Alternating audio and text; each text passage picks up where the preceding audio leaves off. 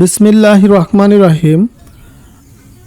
আজকে একটি সুন্দর কবিতা পড়ব। কবিতাটির নাম হচ্ছে জন্মভূমি, আর এটি লিখেছেন রবীন্দ্রনাথ ঠাকুর। তোমাদের ষষ্ঠ শ্রেণীর বইতেই কিন্তু এই কবিতাটি রয়েছে। জন্মভূমি, রবীন্দ্রনাথ ঠাকুর। সার্থক জনম আমার, জন্মেছি এই দেশে। সার্থক সার্থক জনম মাগো তোমায় ভালোবেসে।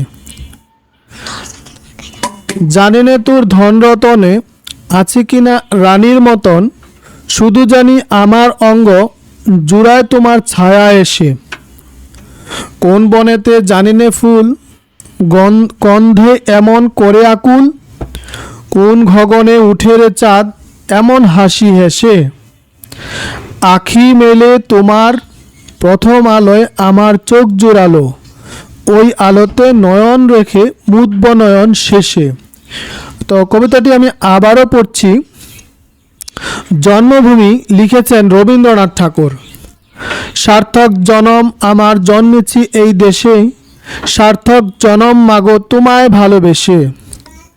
জানি নে তোর ধনরতনে আছে কিনা রানীর মতন, শুধু জানি আমার অঙ্গ জুড়ায় তোমার ছায়া এসে। কোন বনেতে জানি নে ফুল গন্ধে এমন করে আকুল, কোন গগনে উঠে রে চাঁদ এমন হাসি হেসে।